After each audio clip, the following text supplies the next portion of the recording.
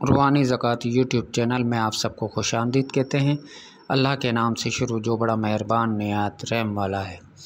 आज जो वीडियो मैं अपलोड कर रहा हूँ वो खूनी सूरज ग्रहण की है। जज़्बे सूरज ग्रहण के असरात और उसके एहतियात। बात यह है, ये बहुत ख़तरनाक सूरज ग्रहण है। पाकिस्तान में देखा नहीं जाएगा, लेकिन पाकिस्तान के वक्त के मुताबिक 29 मार्च को 1:50 पे इसका दौरानिया शुरू होगा और तकरीबन 6 बजे तक लगा लें आप। 6 बजे तक आपको एहतियात करनी है।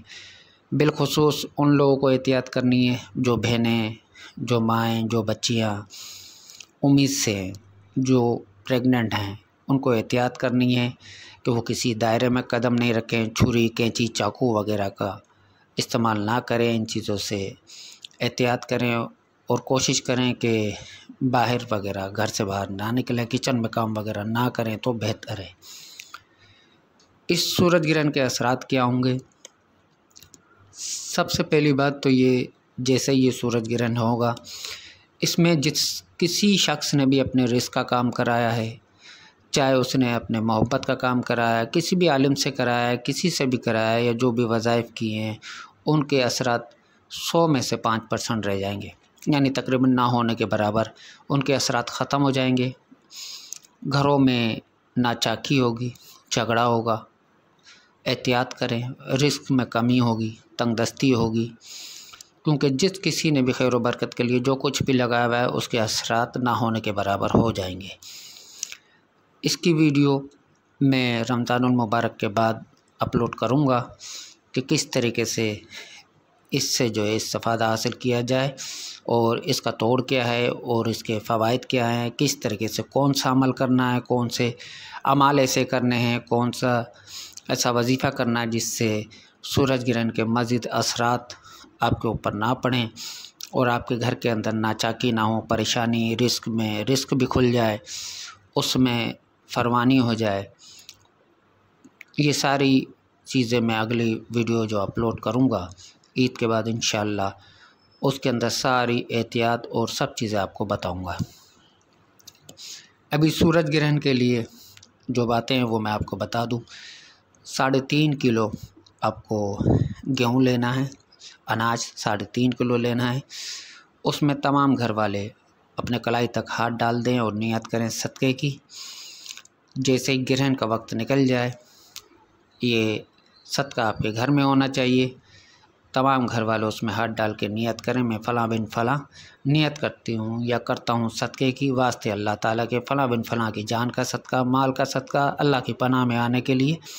ये नियत करके घर के एक अफराद नियत करके उस सदक़े का अनाज का एक दाना भी घर में नहीं रहना चाहिए, यानी गिरना नहीं चाहिए। फिर वो सारी रात आपके घर में रखा रहे। दूसरे दिन यानी इतवार के दिन आप उसको किसी नहर में डाल दें या किसी मुस्तहिक को देते हैं, बता के दें कि ये सदक़े का है।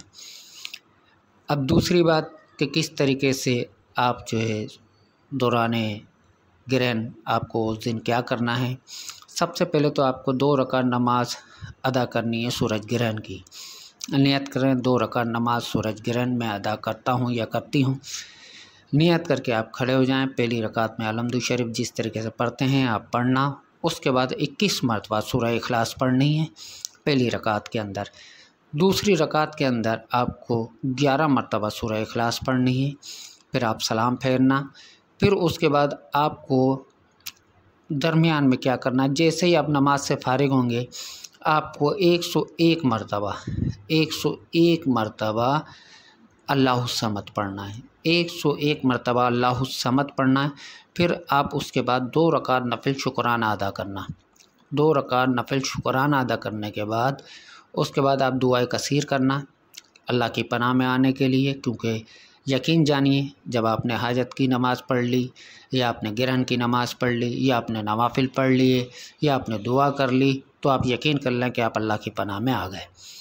इस तरीके से आपको ये अमाल करने हैं। बाकी सफ़र से एहतियात करें और कोशिश करें कि किसी से बेवजह ना उलझें और ना किसी को कर्ज दें। इन बातों से थोड़ा सा एहतियात करें, इंशाअल्लाह अल्लाह की पनाह में रहेंगे। और दूसरी बात यह है कि फिर दोहरा रहा हूँ कि इससे किस तरह निजात हासिल की जाए, इसकी वीडियो इंशाल्लाह रमज़ान के बाद में अपलोड करूँगा और उससे आप लोग इससे फ़ायदा हासिल कीजिएगा। फिर भी अगर कोई बात किसी के समझ में नहीं आए तो रूहानी ज़कात यूट्यूब चैनल के कमेंट बॉक्स में मुझसे मालूम कर सकते हैं।